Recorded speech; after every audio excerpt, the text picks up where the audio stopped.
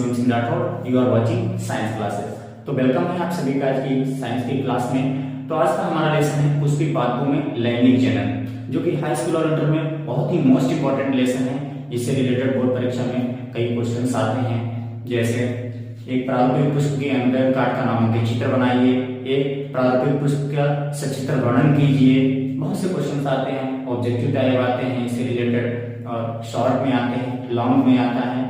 तो आइए आज का उसी से रिलेटेड आज का हमारा टॉपिक है पार्ट्स ऑफ फ्लावर। इससे पहले हम ये जान लेते हैं, दुनिया में दो तरीके के पौधे होते हैं, आवृत बीजी और अनावृत बीजी।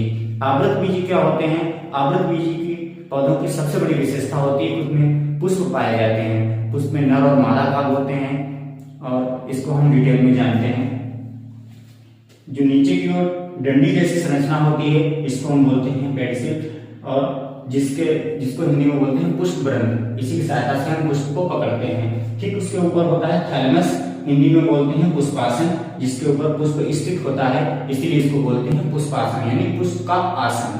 ठीक पुष्पासन के ठीक ऊपर जो है हरे रंग की संरचनाएं होती हैं, दैट इज कॉल्ड कैलिक्स। इनको हिंदी में बोलते हैं बाह्य दलपुंज। इसकी एक इकाई जो है वो है सेपल, और इसके ऊपर जो पुष्प का बाहरी रंग होता है, बाहरी आकर्षक और रंगीन भाग होता है, जिसको हम बोलते हैं कोरोला, हिंदी में बोलते हैं दलपुंज।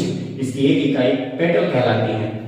ठीक इसके ऊपर इसके भीतर जो संरचना है नीले रंग से जो मैंने बनाई है, दैट इज कॉल्ड एंडोसियम। ये पुष्प का नर भाग होता है, मेल पार्ट, फ्लावर का मेल पार्ट होता है। इसकी एक इकाई होती है स्टेमेन।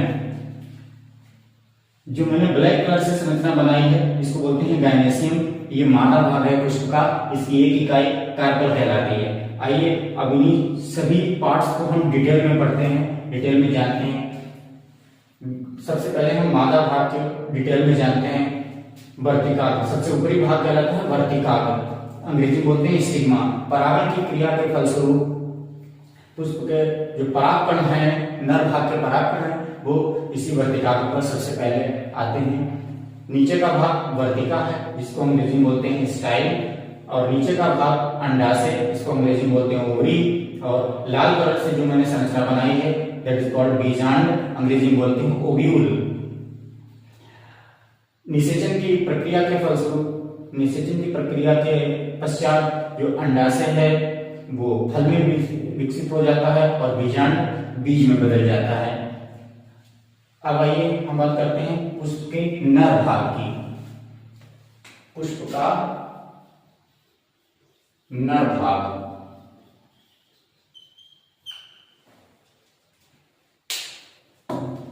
इसमें सबसे ऊपर की संरचना होती है परागकोश, जिसको अंग्रेजी बोलते हैं एंथर।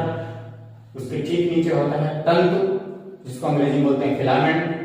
तंतु और परागकोश जिस स्थान से जुड़े होते हैं उसको योजी बोलते हैं, अंग्रेजी में कनेक्टिंग। अब हम परागकोश की अनुप्रस्थ काट का अध्ययन करते हैं, तो उसमें हमें विभिन्न पार्ट दिखाई देते हैं, पराग कक्ष दिखाई देते हैं, जिसमें परागकणों का निर्माण होता है।